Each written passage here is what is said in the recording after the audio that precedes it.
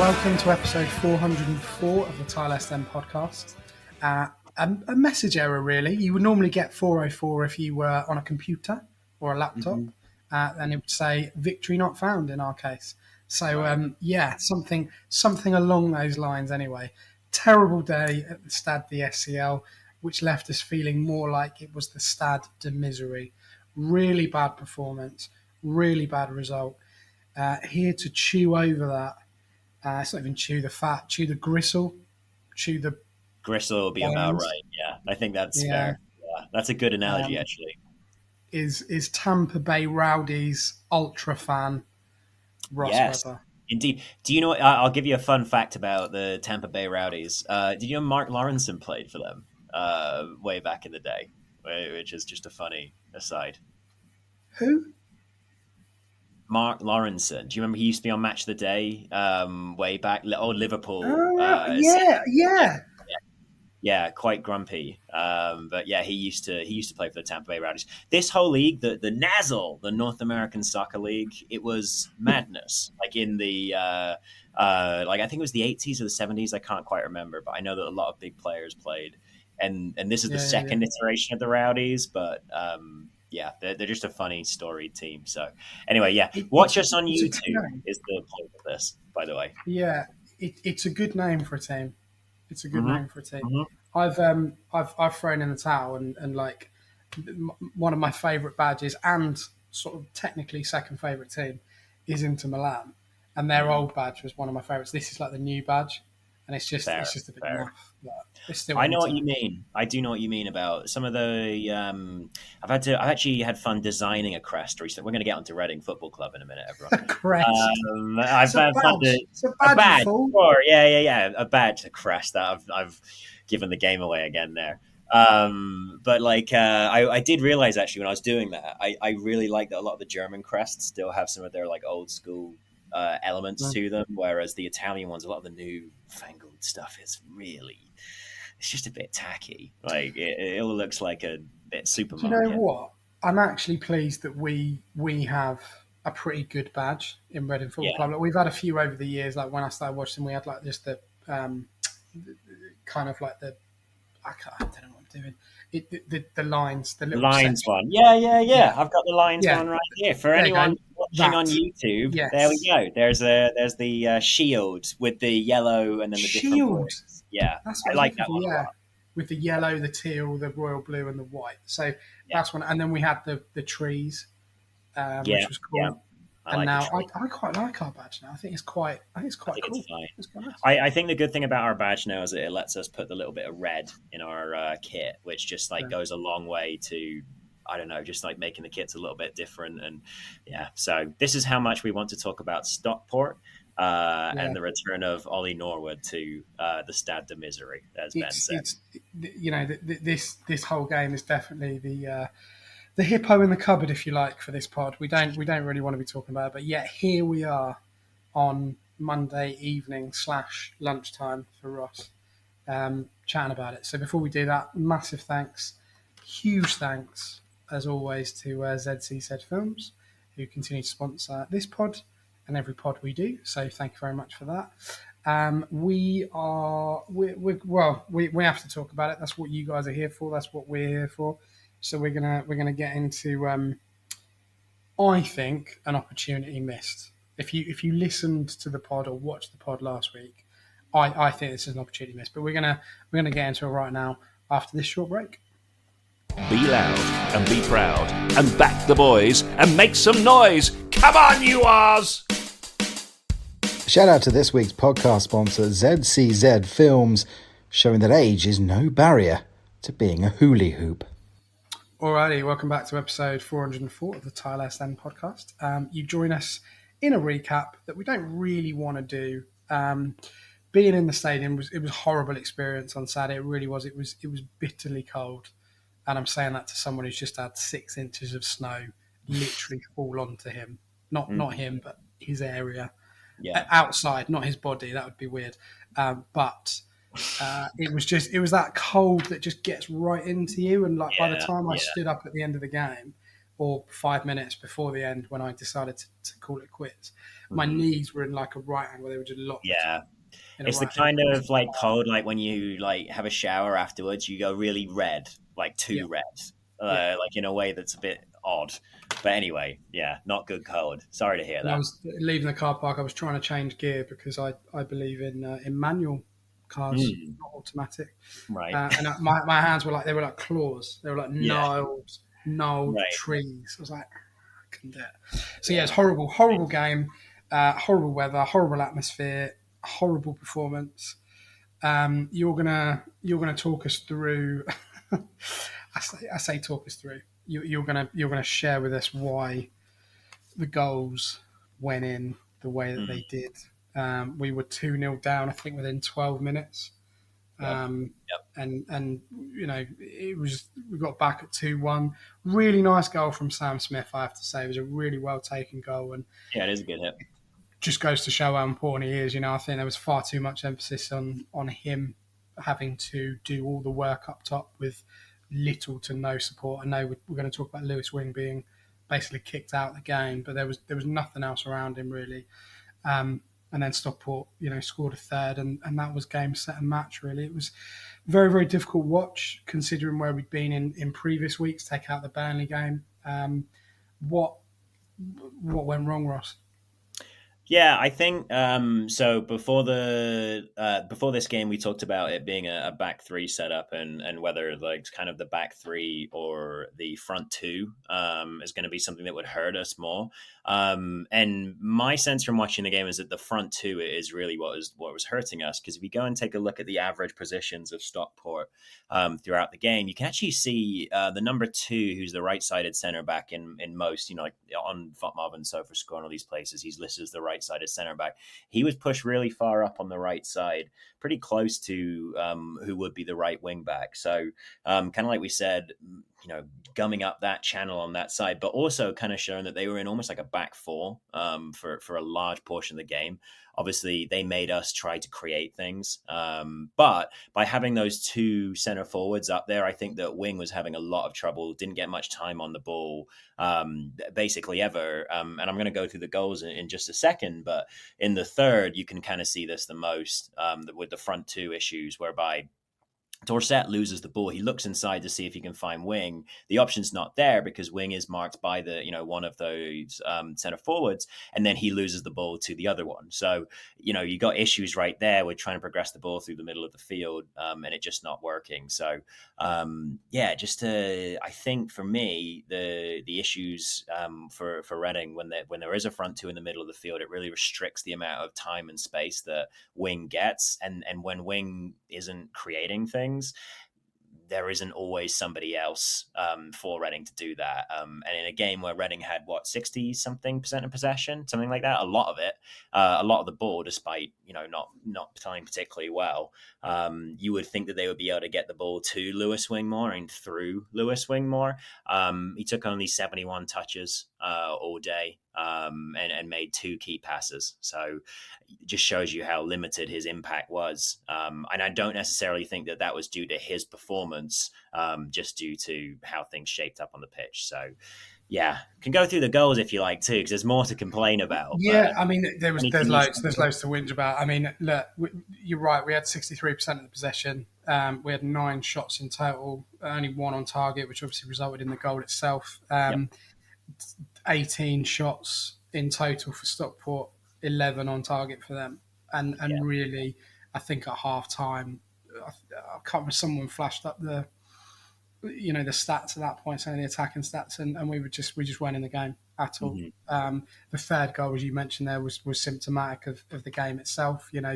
Even when we scored, we got back to 2-1. You knew that. I just felt that Stockport were going to get another one, and they did. Look, credit to them. We weren't good at all, but I thought Stockport were great. And sometimes you just have to go, look, there's teams that we play against in seasons that just have our number. They put 4 past us earlier on in the season, another 3. I think the frustrating thing for me is that all of the goals look to be avoidable. Yeah, And like I 100%. say, with the third one, I do think there's some good plays in there, and I do think that by that point in the game, we've got a toe hold. I think Hunt has to know that we're just in Did you trouble. say a toe hold? A toe hold, yeah, a toe hold in the I've game. never heard that before in my life. No, a foot hold, a toe Foot hold. hold, yeah. Okay, a toe hold. If you had a toe hold, what does that do? Well, you could still spring off your toe. I've had toe hold before. Right, listeners, is it foot Which hold toe? or toe hold? Which toe you picking? Yeah. Big toe? The big toe, definitely. It's the most power in it. There's a lot of power in Lewis Wing's big toe. Anyway, less about that. What was I even saying now? You've totally put me off with toe chat. We didn't get a toe hold. That's the point for me. We've got a toe hold in the game. I'm sticking with it. And that's the point for me where the manager has to look and see, hey, look, this isn't working with Wing, in that particular position. He's getting marked out of the game. And you're saying kicked out of the game too. Obviously, I haven't. It's more difficult for me to see that on the Y-Scout replays. But I just think there has to be a change there. I want to complain too about the set plays. Do you want to complain about that? What, from a defensive point of view? Yeah, from a defensive point of view. Go on, do it. Rip them a new one. I hate this. I hate them. Reading. I do hate Reading Football Club and love them, but still. To your credit, you've said this all the way through the season. I hate it. This is not a new thing. Us conceding from set plays, you picked this up so many times before. Yeah. You've said this throughout the season, and nothing's been done about it. Nothing's been sorted out with it. Yeah, so look, there's okay. So the first two goals that Reading conceded that just put them in a hole are both from set plays. In both of them, I think you're seeing a kind of zonal hybrid system going on with the marking. I've got no issue with that, to be honest. I think that there's merits to man marking and zonal marking systems, and I think that most teams are using a hybrid now. That's fine.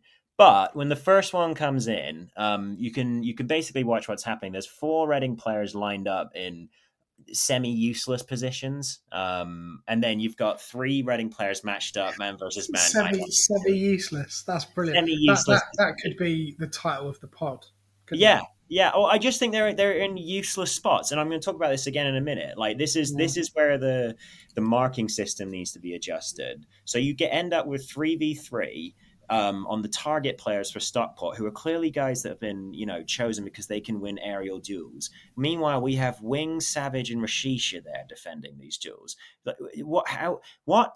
And so then immediately there's a little handoff where Wing and Savage basically need to hand off their markers. Wing gets pushed by his marker and just lets him go and doesn't even pick up another marker. Savage lets the guy go behind him who eventually scores the goal and doesn't turn around to watch him. So Kanu's got to step out of the whatever the back 4 system is and just can't get there in time. And it's basically a free header, which is ridiculous. And then the second one, I think this one's really bad from the coaching perspective. And this is where the set play stuff just has to change, whereby you've got Reading lining up and nearly everybody, so the free kick's coming from the right side or Stockport's right side. And nearly everyone on the Reading side is kind of further over towards that right side. And it's left us in like a sort of, they've got an overload of players at the back. I know a lot of these like lineups now during set plays look weird because coaches have got all kinds of funny ideas, but I just don't understand how you can think that it makes any sense to leave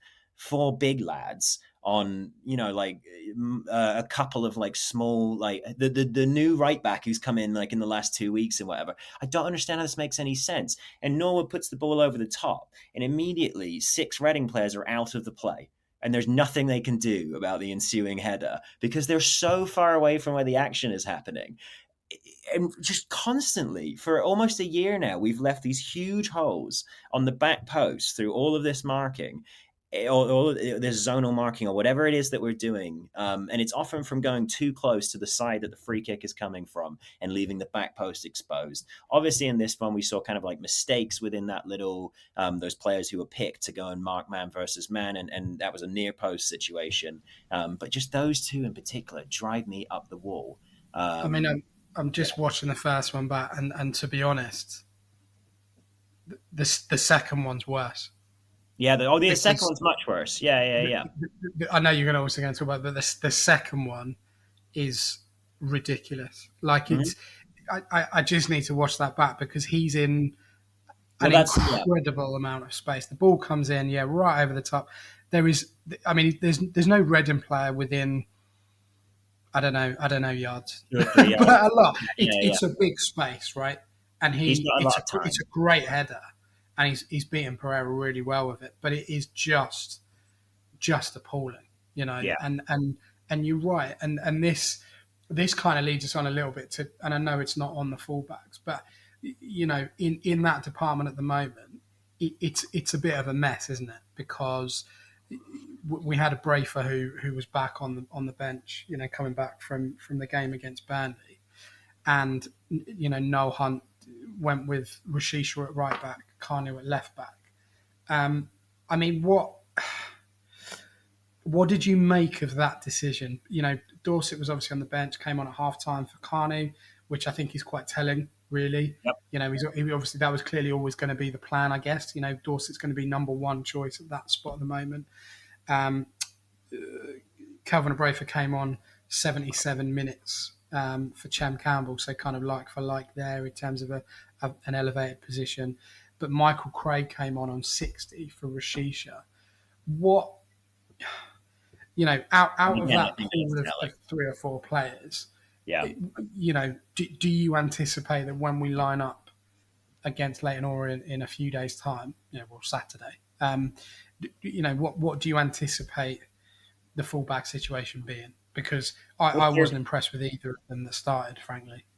Yeah, and you've been very fair on Rashisha, so I don't think that's kicking a player as he's just coming into the lineup. I liked Kanu too. The first after he came back from the red card, I thought he had a few games where he played okay, but now for me you've got to go back to Dorset and Craig. So Rashisha got involved in one aerial duel all game and failed to win it. There wasn't much better going on Kanu's side. And we know that Noah Hunt knows that the teams are playing over the top towards our fullbacks quite a lot at the moment. So I think you got to go back to the two that have been more secure for Reading in 2024. And for me, that's Craig and Dorset. But it'd be kind of interesting to see what that looks like, because I do think that when Craig was fit briefly, when Hunt was manager, he was kind of being used in a pretty different way. And again, yesterday, a little bit of movement into the middle, but not nearly as much as there was under Sellers. So even if Craig is back in the lineup, which I think he should be personally, we might see him used in a pretty different way. But even then, I will say just quickly, Dorset made a mistake, obviously, in that third goal as well. So even bringing Dorset on, we did have some issues there. I think that was partially down to the tactics from Stockport at that time, though. And again, mistakes from the player side. It's a mix of tactically not being quite there, and then mistakes happening. Dorset loses the ball. Bindon and Dorset both go for the same player, and that leaves Dean 2v1. So in that goal, Dean is the last person to get near a player for Reading, and he fails to get to the guy who slides and kicks it across for the assist. But in that whole thing, Dean's the player I'm least mad at because he holds, the space between two players, tries to cut off the pass, and then is left 2v1 at the back by himself. So it's like, it's tough at that point.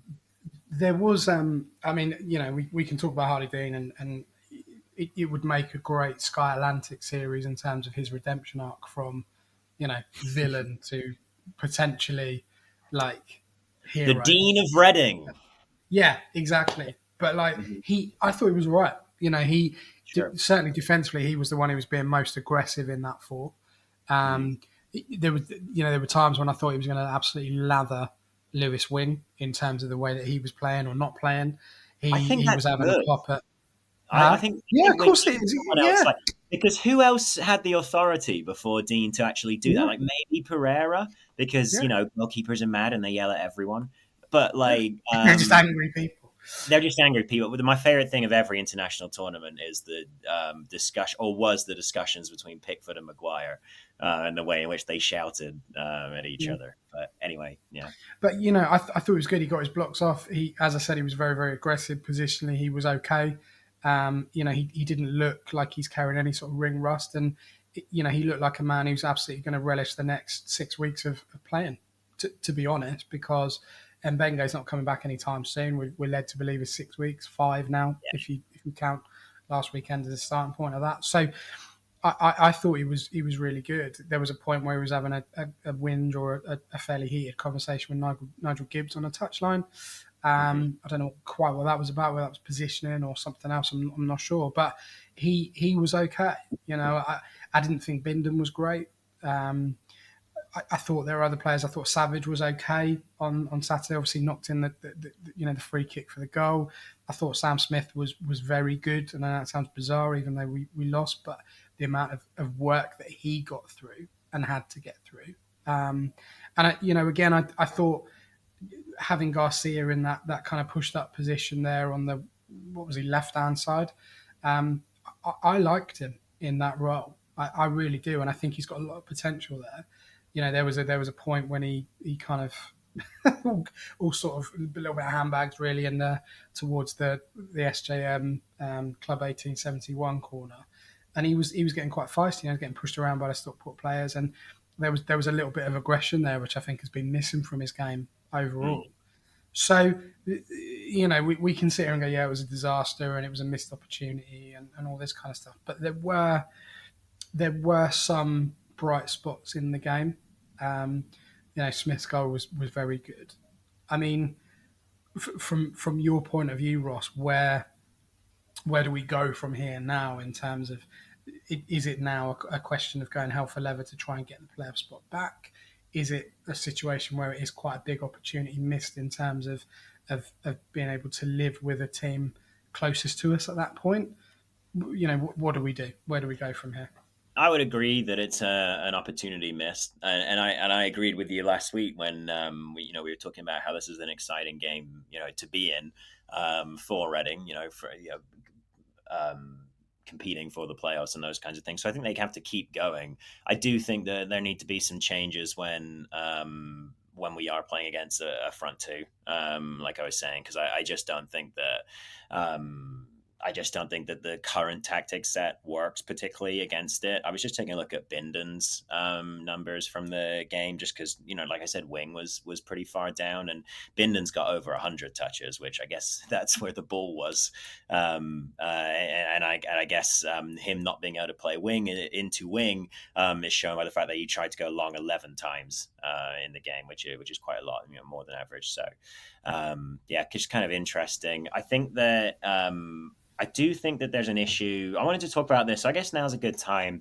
I do think Reading have an issue with playing from behind. So I'll ask you a question. Oh, I love a question. Yeah. And it's a game state question. That's my new weird stats phrase of the day. As opposed to toe hold. Yeah. Toe hold's enough. Toe hold's just whatever's going on. Never heard of it. All I'm thinking now is toad in the hole, which is a delicious dish. I do like toad in the hole. Anyway, how many points do you think we've won from losing positions this season? Okay, so we're losing in the game, and we end up getting points. Yeah, and Reading have 41 points this season. Couldn't really be any simpler, could it? So with Reading behind, how many points of those 41 do you think they've won? Yeah. I think 5. 5. Okay, that's a pretty good guess.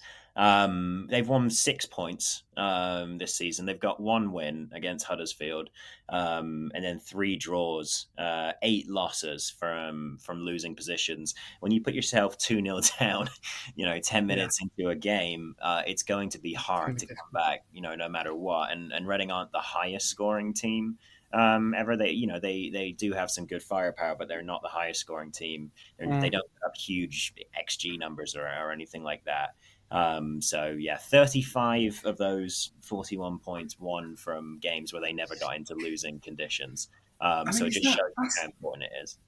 That's not a major issue, is it? I guess that's fairly symptomatic of the way the game's played out, surely, isn't it? I mean, It don't know. depends on when those. I think there's more. There's definitely context you can add around it, right? It depends on when those game states are happening and how long they're there for. So, like for instance, the other loss to Stockport is a really good example of this, right? We're playing from 3-1 down for 45 minutes of the game. That's an issue. The game against Bolton is a good example. We're playing from, what was it, 4-1, 3? I don't even know. We were down for large portions of the game. And I remember talking with you that day about how much does it matter that we played well while we were 4-1 down, or something like that. So yeah, I think it's just I do think it's symptomatic of being in a losing state, but I think that Reading are often in games in a losing state early on, and they don't then necessarily come back. That can often set the tone for the game. But you can't give away early goals. If that is the case, you can't give away early goals with set play mistakes. So, well, I don't want whichever to way. talk about this.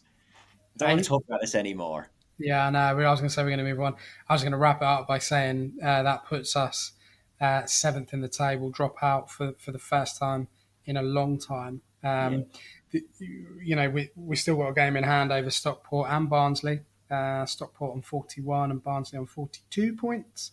We are on 41. We go to Leyton Orient, would you believe, on Saturday, who are in 8th on 38. So there is still a lot to play for. There's still a lot of football to go with, and I think certainly the away games on paper and league position get slightly easier. The home games get a little bit more tricky. I think we've got Bolton to come. We've still got Wrexham to play, haven't we? So there's some teams there. Birmingham, we've still got to play at home. Wickham, we've still got to play at home as well. So it doesn't get easier at home, but certainly away from home there are kind of green shoots that potentially we can hold on to. Imagine that. Imagine if somehow second half of the season our away form escalated and our home form dropped. It would be so Reading. It would, yeah. I would agree. But I think the concern for me really is that the goal difference is 4. Barnsley is exactly the same on +4 as well. But when you look at Stockport, Huddersfield, Wrexham, and then going up the table, Wickham and Birmingham, their goal difference is huge. So if it comes down to that, which I sincerely hope it doesn't, we might be in a bit of a pickle. For context, Leyton Orient are +10. So it's pretty much the form team in the division, aren't they? So a nice, easy game for us to pick ourselves up with in the next exactly. Run. And look, that's worth an extra point itself, those goal difference. So it becomes a little bit trickier in that respect. But hopefully it won't come down to that, and we can pick up something at least on Saturday. So we'll see how we get on. Big game. We'll kind of preview that in the preview, quite literally, at the end of the pod. We're going to head to the mailbag. Got a few little bits and pieces to talk about there. So going to have a short break, and we will be back in a jiffy. Send in your views to the tilehurstend@gmail.com and have your say in the mailbag. Welcome back to episode 404 of the Tilehurst End podcast. Joining myself, Ben Thomas, and co-host Ross Webber in Maine, USA. We're going to get into the mailbag, or listener's corner, as I like to call it. Stupid. I watched John Wick for the first time ever last night. You've never seen John Wick before? Never seen John Wick. Have you seen John Wick? Yeah. I haven't seen all of them because I like the first one a lot, and then I watched the second one. I was like, yeah, this is also good, but I get it. The man in suit fight. So I mean, the opening bit genuinely shocked me and made me feel very sad. And I won't spoil it for everyone, particularly if you're a pet lover. But it was horrible, absolutely horrible. And from then, I actually really enjoyed it. I can't wait to watch John Wick 2. But my question is, if we were going to do an action film around Reading, sure, yeah, don't know why we do that, but whatever. Which Reading player for you would be the starring action hero? Amadou Mbengue doing a. Do you know the Vin Diesel XXX movie? I do. Sadly, yeah. Yeah. That's the vibe I want. I want Amadou Mbengue in no fear shirt and Oakley sunglasses. and all that kind of stuff. Kind of having a radical experience, from an action movie perspective. I feel like Chem Campbell might be quite good. Yeah, he's got the Chem, He's got the Harvey, looks, isn't he? Sam Smith. Yeah, they got the action movie look down for sure. Yeah, Yeah. I would say. Well, I mean, it depends on what kind of movie. Are you trying to steal the club out from under Die Young? Is it a heist? In which case, I don't know. You need a more cerebral lad for a heist movie. Maybe Savage for that. Yeah, A maybe. fluff- I wonder who the cleverest player at the club is. That's a good question, actually. I don't. I think Vinden's probably quite clever, isn't he? Yeah, I think Binden's probably quite a smart. But that said, he spent his entire life, it seems, around sport. So, how much time has he spent in the classroom? That's the question. Did we get questions today? Yeah, we did. Yeah. Yeah. No, but you're right, though. It's a good question. I try. I do come up with them occasionally. There's at least one every 2 pods. Right. 3 pods, whatever. It's a good record. Andy Taylor always lets me know what the lager situation is like in the Dolan. He said not a bad pint today. Looking forward to the game. Did you hear? I don't think I brought it up again last week, so I'm going to bring it up again now because it made me laugh. When Greg was telling us about the Fatberg under 1871, that proper made me laugh. I had a good giggle about that one. So I do enjoy hearing the stadium updates because I don't know, like hearing about the actual building that the games happen in sometimes makes me feel more connected. It's trash. It's really bad at the moment. But like hearing about the Fatberg, gave me a good laugh. Do you know one thing I noticed? So when I park the car, I kind of park in the car park directly outside the mega shop and my gate, basically. And you have like the arrows that tell you the direction of travel. Sure, whatever. It's horrendous. Like it's all cracked, it's all bubbled. It's just a mess, basically. It's just an absolute. It's little things like that. It's really the stadium itself is really, really bad, and the Fatberg is. I just had images of like it having eyes and like. Right, it's the blob. I'm going to smell going to come out of 1871 and steal I'm going to stick you out so you don't come back, sort of thing. But it's stuff like that. You just think, get it sorted. Well, I feel for the club though because I think the staff know, they must know, but like they might not have they probably almost certainly don't have the funds or the personnel to deal with it. So I remember the one cleaner debacle when we were talking to Sarah. But people would do it. People would, if they said to the fans, "Look, do you know what? Come and do some volunteer work." People would do it because people don't want to watch football in a stadium that's just got basic problems with it. Like for years and years and years, in the toilet I use, you put the tap on. No, I don't mean that. Like, but like, it's like where's this going? Area, like, and you put a tap on, and it just explodes. It just explodes all over you. And you're like, I don't want that. I don't want that. You don't want that. When I had same feeling about the Fatberg. I don't want that. Yeah, exactly. You don't want to pay like 25 quid to sit on a Fatberg. Doesn't work. So, it's still funny. Yeah, it is funny. When we get promoted, we should let the Fatberg out onto the field and dye it blue and white, and that'll be just great. let it slither out. Awful. God. Awful. Anyway, so can Andy, we play it on the wing because it might actually be able to retain possession better than some of our ups. Yeah, exactly. It's stuff like that. You just think, how is this happening to a club like ours?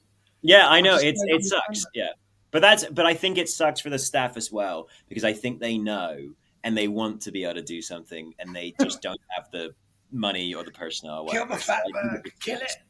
Get your pitchforks. Get me off the Fatberg because every time I think about it, I just die laughing. Anyway, where's it come from though? How is that happening? Years of like stuff, it'll be burger grease and the Berkshire Bowl, so panini grease, but yeah. Fatberg. Anyway, so Andy, going back to Andy, this all started with you saying it was an all right pint, Andy. Tactically, sorry, Andy. Tactically, we're playing inexperienced players at fullback. Normally, they wouldn't get a look in. We have players coming back and hopefully will improve again, but we were marked out of the game by a well-drilled Stockport side. Off the ball, they were moving better. Do you agree with the fact that in a normal situation, inverted commas, those players currently starting at fullback, i.e. Kanu and Rashisha on Saturday, do you agree they wouldn't get a look in? It's tough because it sounds harsh, right? I think they'd struggle, and we've talked about, like we've kind of, because of the emergence of some players, we've kind of talked about other transfer goals if we could ever make transfers. But I do still think that if Reading had been able to pick up, a decent fullback, especially on the left side in the last few years, it would have made the team a lot better. Because there have been a lot of times when I think what Andy said there's bang on. By the way, tactically inexperienced is part of the issue. So I think a lot of these guys are very talented, and they've got potential futures in the game. But we get beat by simple balls, balls into the seam in between the left side, the left-sided centre back and the left back, for instance, and the player just snakes around the back, and immediately the fullback's been taken out of the game. That's the kind of ball that a player who's had even 5 seasons of 30 games a year, they just have a sense of how to deal with that, and they have a sense of that's a pretty common ball that will be played, so they need to be thinking about that and how compact they are. So yeah, I completely agree. I do think the injuries in the last few months have kind of hampered Hunt's ability to really do what he wants with the fullbacks. So I think he does have plans for the fullbacks. I think that's somewhere we've seen things differ a little bit from Sellers. But yeah, I agree that some of the players that we've had there, and this includes Garcia, by the way, who I think is a really decent player, and I hope stays with us for a little while. They've had issues, just understanding some of the basic runs that wide forwards will be making and cutting those out. I think it's quite telling, when Hunt was talking the week about the injury situation and Yeardon came up again, and I think given that his contract is up this summer, I would be very surprised if we see him again in a Reading shirt on the pitch. It's possible. I don't know how close he is to coming back. Yeah, of course it will. It's the end of an era, but there's no way at the moment that he is going to get another contract with the club. It felt like Kelvin disappeared for ages on his injury, break, and obviously came back at the weekend, which is great. But it feels like Yiadom is, just nowhere near, which is, I thought maybe around the same time that Abrafa was going to come back, we'd see him. And it would be really sad for me if that is how, Yiadom's career at Reading, or his contract petered out, because... And he's another right back that splits opinions. We've had this with Chris Gunter all the way through. Andy Griffin was another example of some people think he was great, some people think he was a liability. Just find a footballer with grey hair weird.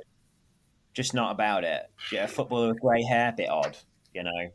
It's a young man's game. I always thought Griffin was pretty solid. Personally, I thought he was a good player, but he can be as good at football as he likes, but he's grey haired, and I don't understand that on the football field. You're a young man, just dye it. If it's grey, Rogaine it. I don't know if he got another club when he left us. I don't know if he ended up playing somewhere else. Anyway, whatever. But the point is that right backs generally have been an issue for us in terms of being crowd favourites in inverted commas and being what people expect a right back to be. I think it's difficult because obviously we've had Graham Murty, who is probably top of most people's right back list for Reading. Yep. But we've had some good ones over the years, and I think it'll be interesting to see.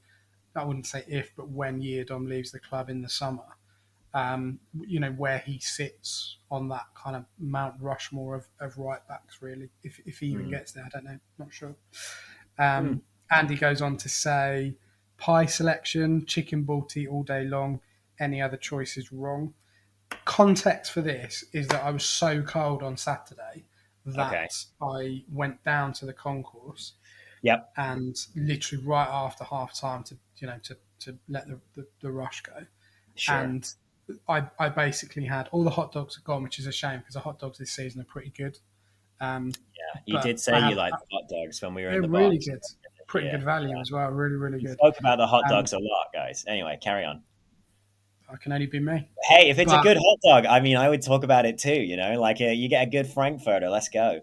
yeah, Yeah. it's more about it's more about the bun as well. The bun's like a brioche style bun, and it's quite soft and sweet. It's good. They're I'm worth really doing. sorry because you're about to. That was interesting, and you're about to talk about Reading Football Club, which is what this podcast is about. But just briefly, up here in Maine, we have something called red snappers, not the fish. They are basically hot dogs that are red casing around them, and they taste a little bit different from regular hot dogs. It's still a very processed flavor, but it's just a bit odd. That's a Savoy, Ross. Yeah, no. And then it like you bite into it and it like has a crunch. Like the outside has a crunch to yeah. So anyway, I just suddenly you're talking about hot dogs. I just suddenly had to It's mention a that crunchy Savoy. What's it's the like crunch there? a crunchy hot dog. It's very odd. So yeah, that's why it's called snappers because they snap. So yeah, we have weird hot dogs in Maine that anyone I know who is not from here, which there's a lot of transplants up here in Maine, they don't go anywhere near them. The Mainers love them. So yeah, very funny. I dread to think what ingredients make it snap. I don't want to think about that either. Yeah, because you know what sausages are normally made out of in terms of their casing. But yeah, True. what were you actually talking about before I started talking about? What was the point? So I went down and I was like, look, I need something to eat. I didn't say that to them because that'd be weird. Because yeah, chicken bolty pie, listeners. Right, so they had chicken bolty pie. They had a cheese and onion pasty. And they had I don't know what the other one was, but basically they had everything available in the little, the concourse, whatever it is. Yeah. The warmer. But they had no hot dogs. So what would you do? And what would you have gone in that situation? What would you have had? I agree with Andy. It's a chicken bolty pie. I like those a lot. That's actually something I miss over here. Yeah. See, I panicked and I went for the cheese and onion pasty. Oh no! You always go. Right. Yeah, I'm sure it was all right, but like you always go for the thing when you're going to eat food like that. You just always go for the thing with a little bit of meat in it because it's like that'll carry me through. But also, chicken bolty pie is mint. Like I love. Yeah, that. But sometimes it's too liquid in it. It would have been too hot. Okay. But basically, this pasty was all right because it wasn't too heavy on the onion. It was quite nice. The cheese was pretty much melted all the way through. Okay. But I distinctly remember sat there thinking, do I just put this down my shirt for a bit, or do I eat it? Because I was that cold. Honestly, it was disgusting up there. It was so horrible. But anyway, I ate it and it was very nice. So if anyone saw you at the weekend and they got like a cheese and oniony whiff, that's not Ben. It's not just like his musk or anything like that. That is what the pasty was. Yeah. But Andy's gone chicken balti, so maybe that will be the next. I don't tend to eat at football because I always think it's weird that people eat at half time because you wouldn't normally eat at 3:45. Yeah, I don't normally eat at that time. I eat before and after. Like it's just eating because it's there, But yeah, I mean, I do like. Okay, actually, no, wait. Tell a lie. If I arrive early for a game, which I normally do these days, because I don't get to be there that often, I will eat like fish and chips beforehand. Because there's something. Okay. If you don't live in the UK, there's something about getting fish and chips out of a van with the little silly, wooden fork or whatever. That's just kind of great. And I actually, some of the fish and chips vans they've had at the Medeski over the years have been not bad. In my they've opinion. been all right actually. Yeah, I don't know what the situation is outside the ground these days with food. No. I saw someone against Burnley. Obviously, it's Sir John's stand, but they were coming back at half time with like a plate of donuts with chocolate sauce. Oh, interesting. Okay, so maybe if that's you do that. Yeah. There we go. Anyway, over on Bluesky because we're on Bluesky. Ross is exclusively on Bluesky. Gav, my thoughts are largely as per the below thread. So he put a thread up. I'll read that in a minute. Some fans in the stands need to lay off players like Carney when he's having a tough day and an unsettled back four out of position against tough opposition, and he's basically still a novice. He's not even our first choice centre back at right back. And his thread was... Rashisha hardly played any games outside the academy, not a fullback. Dean been frozen out for about 18 months. Bindon wondering whether he's staying or going. Carney hardly played any games outside the academy, not a fullback. What is your opinion on the state of play defensively at the moment? So I think that I think there's a few things going on, and you can hear just in that, by the way, that the personnel is different from what it has been, for what it was for the start of the season under Sellers, and we've talked about how the injuries this season have been worse than they were last year. We've been unlucky, or maybe we were lucky, the year before, however you want to look at it. But yeah, that's a really good way of putting it, actually. Like, if you want to think about the context with that, and I am surprised, by the way, that it's January 20th. Obviously, I'm not on Twitter anymore, so I'm not maybe seeing as many rumors and things like that as you are, Ben. I don't know, but I haven't really seen that many rumors. I know the Harvey Nibbs one came around, and right before January, there were a bunch of rumors, right? But now we're 20 days in and we haven't seen a whole lot. But yeah, it probably is bugging, Tyler Bindon, whether he's staying or going right now. So I do think that even though he did make a mistake in the third goal, that bringing Dorset back will be good for it. But yeah, no, I mean, like, I think that point is pretty correct, to be honest. And while the outside of the wingers, although even that's kind of solidified in recent weeks, while the midfield and the forward line have been pretty solid, there has been a lot of chopping and changing in the back line in the last few weeks. So yeah, I'm not surprised that there would be some issues, and there were some issues with the defense, conceding a lot of chances or a lot of shots before this particular run with this defense. So yeah, I think there are some tactical issues to solve as well as personnel issues. Well, it's going to be interesting to see what happens against Leyton Orient, and we're going to talk about that now in the preview to kind of wrap up this one. As always, if you've got anything to say, it's always difficult after a loss because people aren't really interested. People just want to forget it and move on. We tend to get more engagement when we've won. I think we'll get even more engagement when all the off-field stuff is done, and that continues to rumble on. Before we move on to the preview, massive well done and congratulations to Reading women. They won 2-1, pick up the first points of the season against Selsey yesterday. 2-1 win, which is fantastic for them, fantastic for morale. I think it's as Ollie said the other week when we were talking about kind of the 2024 review and kind of going through the awards. Ollie brought up the women, and it's been incredibly difficult to get information out of the club around the women. Like they've significantly reduced the coverage that they give.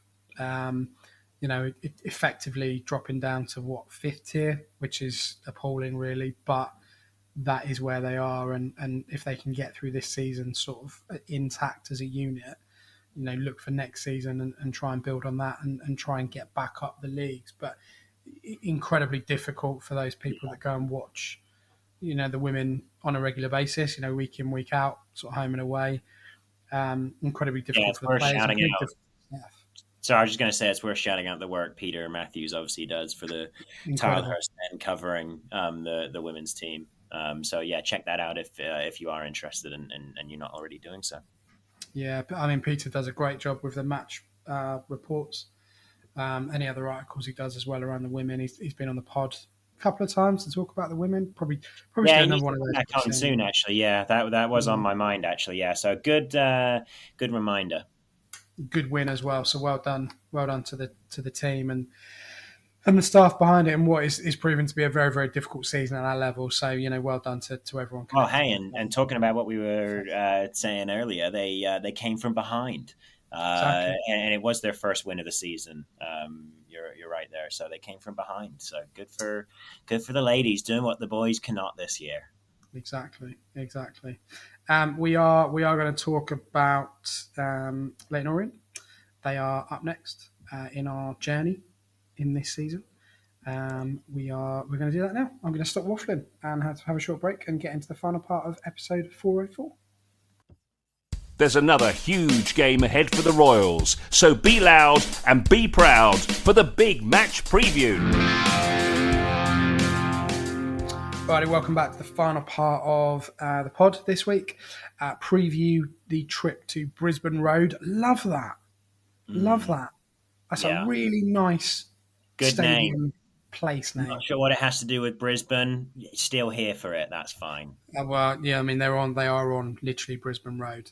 Nice little ground, Leyton Orient. You know, not a hideous part of the world, to be honest. We had physically east. Yeah, and they've done incredibly well. They draw Man City in the cup. They play them pretty soon. Next week after, potentially. Don't know. No, 8th of Feb. Blimey, I thought it was the end of January, but it's not. 8th of Feb. It's not called Brisbane Road anymore. Stupid, Ben. We can still call it Brisbane Road. The Gahan Group Stadium, the Gahan Group, whatever. I don't care. Whatever. Anyway, decent club, having another pretty good season under Richie Wellens.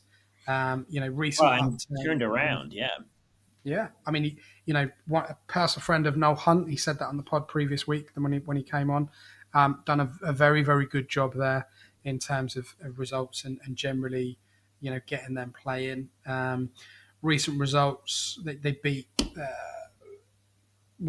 Let's go the latest game first. So they drew with Peterborough away. Again, not a bad result at all. Beat Derby County in the FA Cup third round, 6-5 on penalties. They beat Shrewsbury at home.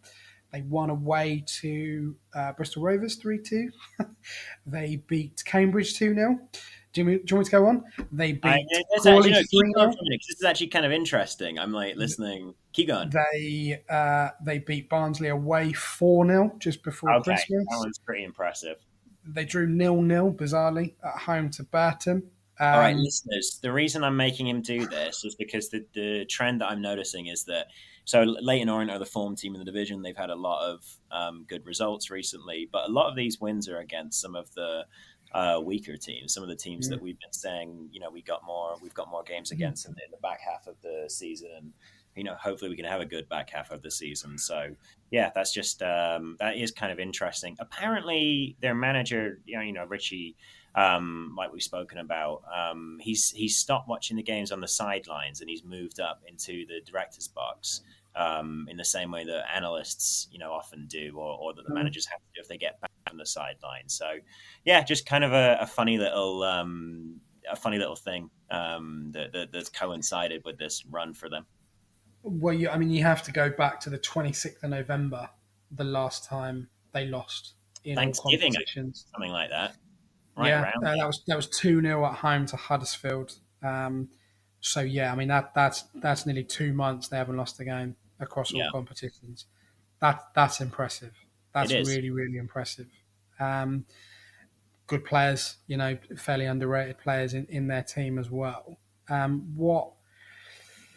What do you?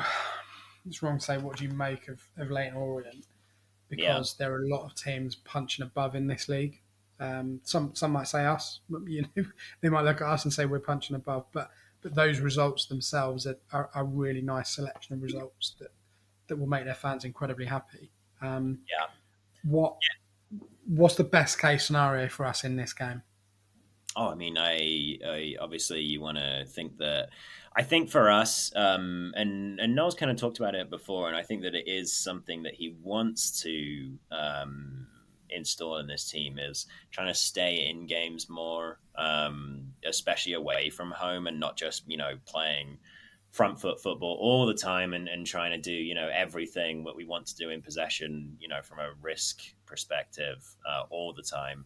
I think that as we talked about throughout this podcast, Reading just aren't very good in a losing game state. And when they have to have the ball and go and attack, rather than being able to attack, in transition and counter attack. So I think that Reading need to try and stay in this game for as long as possible. Obviously, that's easier if they can take a lead. And Kelvin is back this weekend. I'm going to hope that he's going to start. So, because I think that will make a difference. Obviously, Chem Campbell has kind of nailed that right wing spot. If Kelvin can come back and be the obvious best option for the left wing spot again, that will be a huge help. So, look, away wins, we've gotten better, throughout 2024 with the away performances, and we might come away with something. An away win could be tricky though, against how they're playing right now, and I think a draw would be fine. Not allowing them to close that 3-point gap between us and them, I think is going to be important for the playoff race. So yeah, that's kind of what I think for Leyton Orient. They're averaging 1.79 points per game at the moment, which is pretty impressive. Charlie Kelman, star man, 11 goals this season. He's one of yours, actually. I mean, he's an American under-20 player. So, yeah, he's and then Dan Eggy as well, but he appearingly or seemingly is injured. Darren Pratley, Ross, is still playing for. Well, he's still playing football. He was in the lineup on Saturday for Leyton Orient. Some all right players, some really, really good players. They've got fullbacks, they've got very mobile fullbacks, pretty solid goalkeeper in Josh Keeley as well. So this is not going to be an easy game for us, on Saturday. And we talked a lot about the defence this pod. What apart from the obvious, what have we got to do to be able to get out of there with something from the game? I think we got to find a way to progress the ball out of defence when Lewis Wing isn't an option, because I think that most managers that have a tactical pulse now are going to see that Reading have trouble getting the ball to Wing, when he is surrounded by two forwards, and you can always adjust your out of possession structure. A lot of teams do like a 4-4-2 kind of thing out of possession, even when they're playing 4-3-3 in possession. You can adjust your structure to kind of give yourself advantages in certain areas of the pitch. And Dean has been good. We've talked about this redemption arc. It's fun. It's great. Love it. But the thing that he doesn't do that Mbenge did do was progress the ball with his legs. And that was always a really important option. I know I'm back to legs, but think about the amount of times that you saw Mbenge go from the outside of the penalty box to the halfway line, right? I know you're still laughing about legs. Just stay with me. Where did that was that in a report? You said that. I said he ran. Yeah. Was it a match report? Or was it the ratings? It was player ratings. Yeah, I don't write match report. That seems like a lot of writing. But yeah. So anyway, think the last time you saw Harley Dean run with the ball from penalty box to the halfway line with his legs. I would say it doesn't happen super often. So, yeah, I think that's one thing that Reading really need to work out. Maybe that happens with Craig back in the team, if, they can allow him to kind of come a bit more inverted and maybe get into the spaces that Elliott was getting into earlier in the season, that allow him to progress the ball through a different player than Lewis Wing. Because if we don't have Mbenge there, we do miss out on something. So yeah, that's something I'm going to be looking for. I don't know exactly what the solution is. I'm not the manager of Reading Football Club, but I think that they need to find a way to progress the ball out of defense. Do you think we will get to Saturday without having sold a player? Ooh. That's I'll just say yes, because that like the players that are most likely to go are the players that I like the most. So I'm just going to say sure. We'll get to Saturday and we won't have sold a player. Look, I mean, we get to Saturday and what's that? 25th, 26th. Yeah, it'll be. So we've only got 5 or 6 days left. And then right, which and you would think, like obviously there's always bids that come in late and things like that. But if I'm a player thinking about where my next move is going to be, I want a little bit more time to think it through than like a few days or a few hours, even if it's on deadline day. If the negotiations aren't happening right now, or at least interest, the club isn't notifying players that there is interest right now.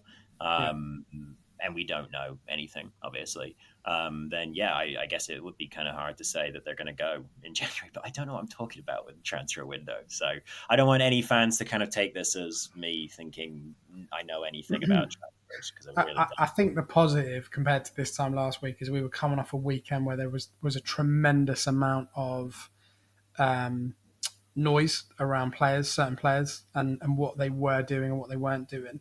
We haven't had that this past 7 days, which I think is a positive, really, because either it's gone proper secret squirrel, or people are just losing interest in trying to sign our players if there was interest anyway. So I think I think the fact we're sat here on the 20th, 21st of January, 20th, and everyone is still there at the moment, I think it's not job done, because it won't be until the window is shut. But given how a lot of fans thought this month would go off the pitch, I think that's a pretty good result so far. I agree with you. I still wouldn't be surprised if we lose one. But at this point, I'd be gobsmacked if we don't. I agree with that. But I at this point, I think losing 2 or 3, maybe we lose 2, but losing more than that at this point looks a little bit unlikely to me. Yeah. Well, that just about wraps up episode 404. Lots to think about there. Mainly pies and people using their legs. Don't think about the loss. Think about the pies and the fat burger. Ben's cheesy, oniony smell. The fat burger. Think about all the laughs we've shared in the last 50-something minutes. Think about how much we didn't want to talk about football. Exactly. We just respect that. And join us for episode 405, when we'll be talking about a positive result against Leyton Orient at Not Brisbane Road next week. Nice. Good message. I'm off to watch John Wick 2 now. I've got the bug. All right. Nice. There you go. It's like a mini series for me. What streaming service is it on? Let's have a look. I don't know the UK streaming services, so you're asking the wrong man for sure. But I'm glad that you've got. I think it's on Amazon Prime. In these long weeks in January, where we don't have midweek games, you need something else to bide you over. So exactly. I'm glad you found Keanu. Although we are at home to Valencia tomorrow night, would you believe? Oh! Remember when this was meant to be a nice fixture with Ruben and everything? Yeah, he's ruined it for everybody. He's ruined it for everyone. Yeah, smashed it to the ground. It will still be. Yeah. Still, well. If you go into that wrap-up warm, if you go into the Orient wrap-up extra warm, it's quite a long way. Have a good week. Thanks for joining us. Ross, look after yourself. And you as well. We will see you probably next Monday. I guess we're back into this Monday to Monday routine, which is working all right. I say that. We've done it twice. We've done it twice this year. So we'll see what happens. But we'll be back early next week anyway to talk about the game against Leyton Orient. So we'll see you soon. Have a good week, and come on you Ars.